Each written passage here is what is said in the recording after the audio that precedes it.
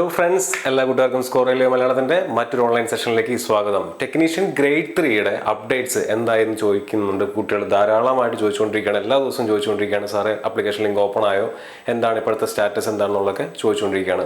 അവർക്കായിട്ടുള്ള ഒരു ന്യൂസായിട്ടാണ് ഞാൻ നിങ്ങളുടെ മുന്നിലേക്ക് വന്നിട്ടുള്ളത്. വാക്കൻസി അപ്ഡേറ്റ്സുമായിട്ട് ബന്ധപ്പെട്ട് രണ്ട് പ്രധാനപ്പെട്ട നോട്ടീസുകളാണ് RRB പുറത്തുവിട്ടിട്ടുള്ളത്.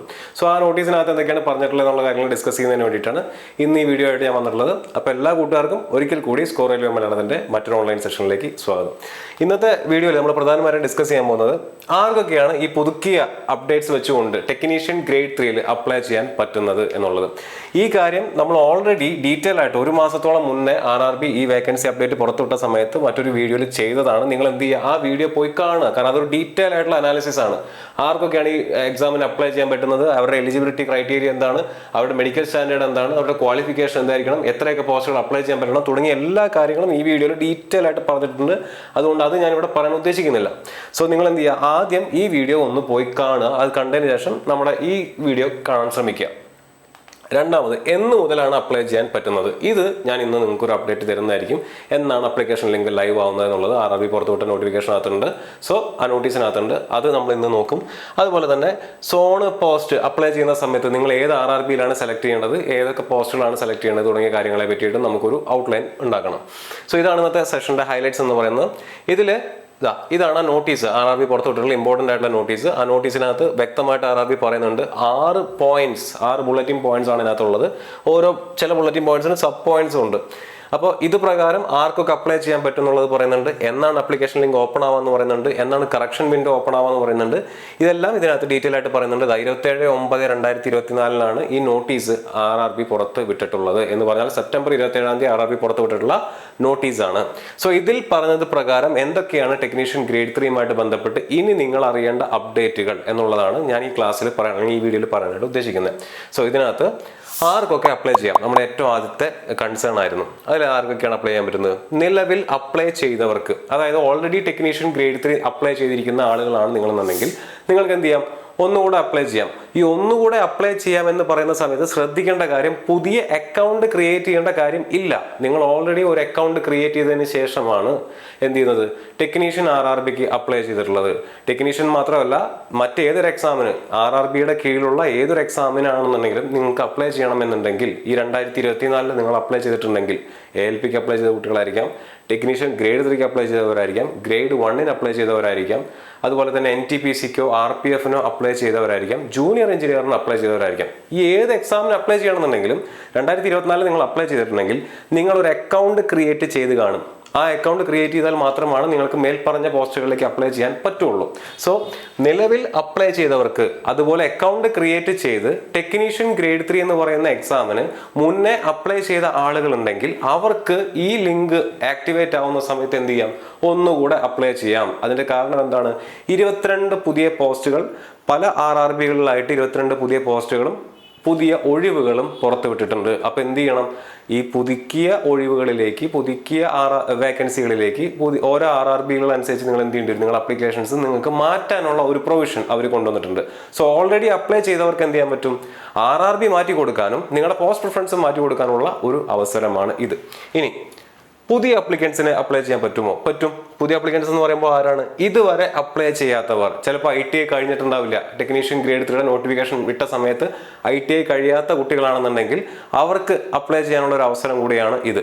ഇനി അതല്ലാതെ അക്കൗണ്ട് ക്രിയേറ്റ് ചെയ്ത് മറ്റ് പരീക്ഷകൾക്ക് അപ്ലൈ ചെയ്തവർക്ക്, ഫോർ എക്സാമ്പിൾ ടെക്നീഷ്യൻ ഗ്രേഡ് 1ന് നിങ്ങൾ അപ്ലൈ ചെയ്ത് കാണിരിക്കും, ജൂനിയർ എഞ്ചിനീയറിന് അപ്ലൈ ചെയ്ത് കാണിരിക്കും, ALPക്ക് അപ്ലൈ ചെയ്ത് കാണിരിക്കും, ടെക്നീഷ്യൻ ഗ്രേഡ് 3 ചിലപ്പോൾ നിങ്ങൾ അപ്ലൈ ചെയ്യാൻ വിട്ടുപോയതായിരിക്കാം, മറന്നതായിരിക്കാം.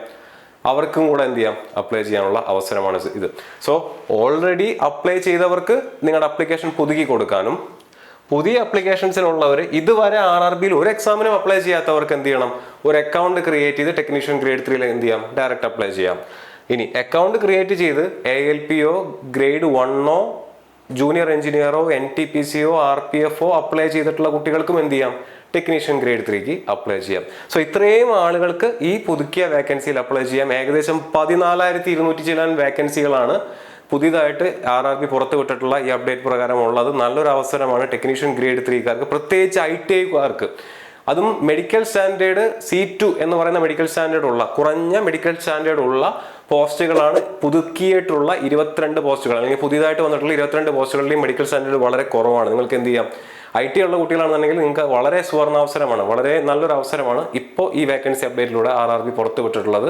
ഞാൻ നേരത്തെ പറഞ്ഞ വീഡിയോ ഒന്നുകൂടെ നിങ്ങൾ പോയി കാണുക. ആ വീഡിയോയിൽ നമ്മൾ അതിനെപ്പറ്റിയൊക്കെ ഡീറ്റെയിൽ ആയിട്ട് സംസാരിക്കുന്നുണ്ട്. ഓക്കെ, ഇനി എന്ന് മുതൽ അപ്ലൈ ചെയ്യാം? 2 പ്രധാനപ്പെട്ട ഡേറ്റുകളാണ് ഈ നോട്ടീസിനകത്ത് കൊടുത്തിട്ടുള്ളത്. ഒന്ന്, അപ്ലിക്കേഷൻ വിൻഡോ എന്ന് മുതൽ ഓപ്പൺ ആയിരിക്കും.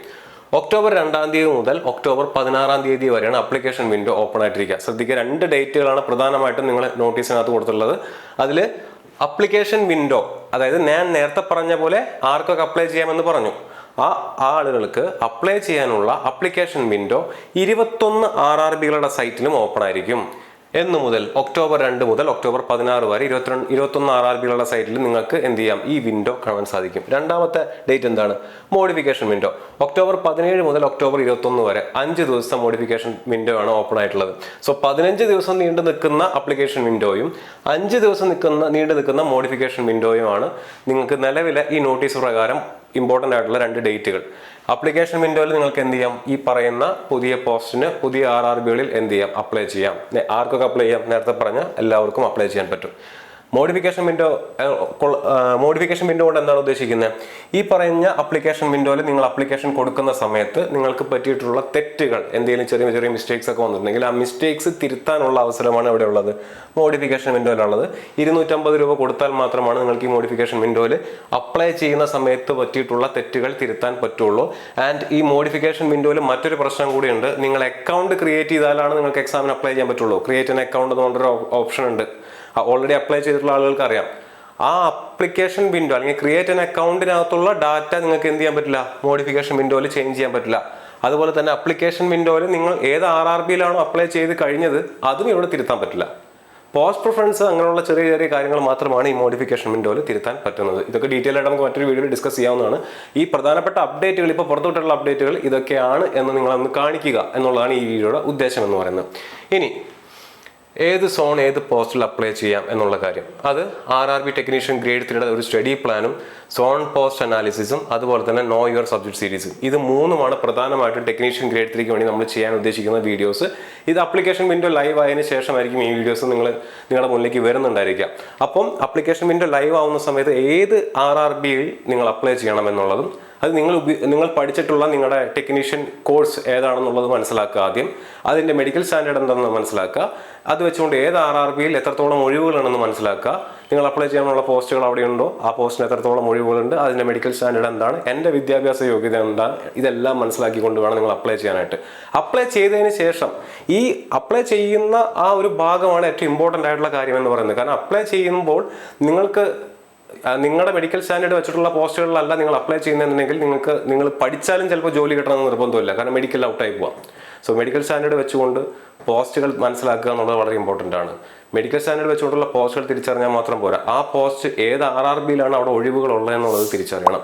അങ്ങനെ അനുസരിച്ച് എന്ത് ചെയ്യണം, RRB സെലക്ട് ചെയ്യണം. ആ RRBയിൽ വേണം എക്സാം അപ്ലൈ ചെയ്യാനായിട്ട്. ഇത്രയും കാര്യങ്ങൾ സൂക്ഷ്മതയോടുകൂടി ചെയ്താൽ മാത്രമാണ് എക്സാമിൻ്റെ അപ്ലിക്കേഷൻ എന്ന് പറയുന്ന ഭാഗം പൂർത്തിയാവുള്ളൂ.